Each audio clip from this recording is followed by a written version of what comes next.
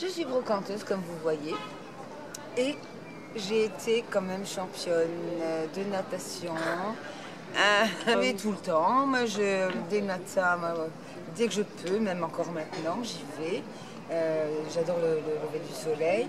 Dès que je peux, moi, je m'en vais de la maison, je prends mes affaires et je vais nager, je vais faire mes longueurs. Donc tout l'été. Si vous saviez, je pense à rien, ni à mes soucis, ni à mon mari, ni même plus à mes petits-enfants. Rien, rien. Je pense à nager, que mon bien-être. Calme. Pas triste, pauvre, calme. Vide. Et non, sinon la mer c'est magique. Si j'avais pas ça, j'ai vécu 9 ans à Chartres et j'étais... Moi le matin, quand je regarde, quand je pars travailler, voilà, c'est mon bonheur, c'est ça quoi. C'est mon bonheur à moi. Alors, attendez, parce que là, j'ai quand même un scoop. Hein. Parce que j'ai mon goéland qui est à Beaulieu. J'ai beaucoup d'animaux. Et j'ai élevé un goéland pendant 2 ans et demi, qui est parti, qui a convolé, qui est revenu et que je nourris. C'était un bébé, c'était mon bébé, et c'était mon petit bébé. Et si jamais vous voulez venir, j'ai des photos sur mon portable aussi. C'est mon goéland, c'est mon Titi. Ah oui, il s'appelle Titi.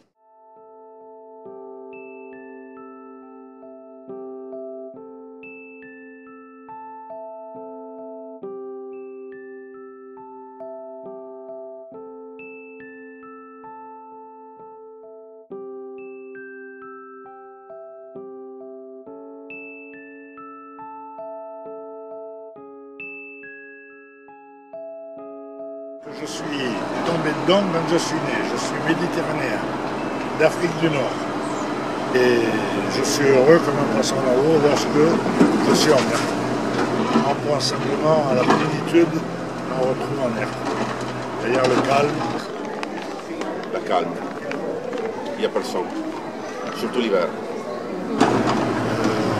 La solitude, puisque on voit, ça nous arrive, on a cette chance de voir des poissons sortir de l'eau, des thons. L'autre jour, c'est une raie qui est sortie et il faut les laisser vivre en paix. Alors, quand on aime la mer, eh ben, on aime aussi ceux qui y habitent. Si on ne préserve pas la mer, on va vers de gros problèmes. Parce que la mer, c'est la vie. Alors, je vais vous donner l'histoire d'un requin. C'est une blague. C'est une blague.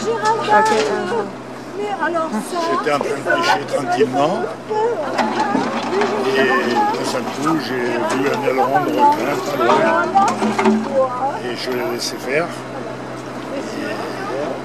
Comme je ne pouvais plus pêcher parce que les autres poissons étaient apeurés par cette bête, j'ai juste donné un petit peu de démarreur à mon moteur sans le faire démarrer et le requin est reparti tout simplement.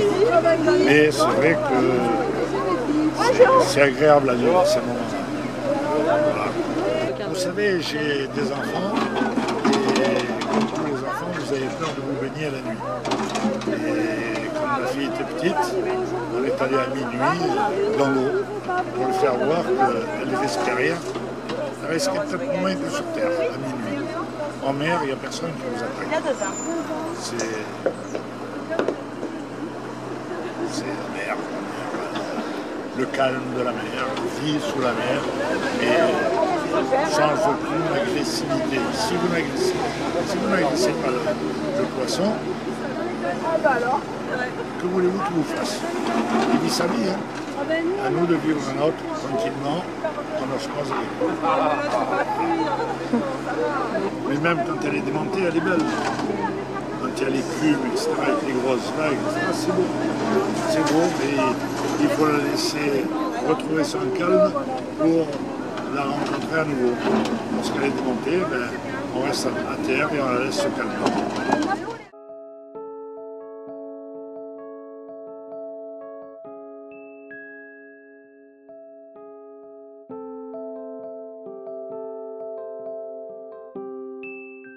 Nous, on l'a toujours connu.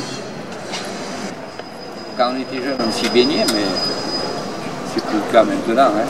On y va une fois de temps en temps. regarde quand même si elle est encore là. Hein. Ouais, Si on nous l'enlève, c'est bon, voilà. si on nous l'enlève, c'est pas trop normal non plus. C'est ça qui est des films, hein. Mais déjà En train de filmer. déjà qu'elle se retire un tout petit peu, je ne pense pas qu'on soit des romantiques. C'est bon, bon pour les Japonais. Eux, à 5 h du matin, ils attendent que le soleil se pointe là-bas à l'est. À 5 h du matin. Des touristes, hein, avec les appareils photo. Ah, eux, ils aiment le lever du soleil. Nous, on a l'habitude de le voir.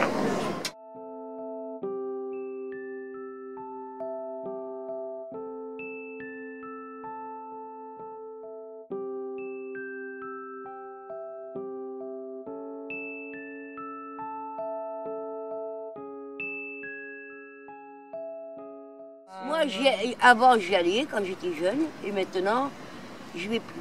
Autant quand j'étais jeune j'aimais beaucoup la mer, autant que maintenant j'aime la mer mais en la regardant.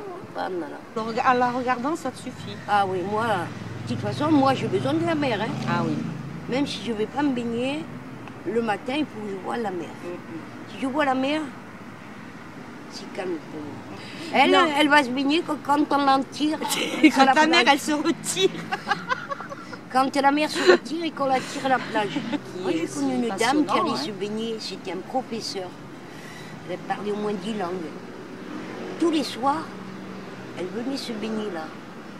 Et moi, un soir, je me promenais sur la plage là. Et j'entendais, elle dit « Ah, ah. » J'étais avec une copine. J'ai dit, mais attends, elle est en train de se noyer. Et non. Elle parlait, elle était au loin, et elle parlait dans ses langues à elle. Je sais pas ce qu'elle appelait. Elle invoquait quelque chose. Et effectivement, quand elle est sortie, je lui ai demandé. Elle me dit, oh, vous savez, j'ai eu beaucoup de trucs dans ma vie et tout. J'ai souffert et tout, et la mer, ça me réconforte. Voilà. Elle parlait 10 langues. Une femme vraiment instruite. Hein. Et moi, je croyais qu'elle se noyait. Alors qu'elle était loin de se noyer. Hein. Ben, tu vois, il y a des gens qui vont à la mer pour parler. Pour communiquer. Voilà, communiquer, exactement. Et mon beau-frère, il est mort. Il était du même village que moi en Algérie.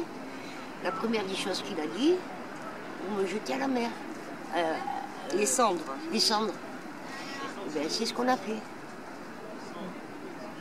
Et je vais vous dire, c'est un truc remarquable parce qu'ils avaient posé sa photo, l'urne. La mer, elle était calme, mais calme. Il n'y avait rien. Ils ont fait une prière. Il est venu une grosse vague. Elle a embarqué l'urne. Elle a embarqué que l'urne. Pourtant, la photo, elle était à côté. Hein. Elle a embarqué que l'urne. Et l'urne, elle est partie. Il a dû repartir où il est né, hein, sûrement.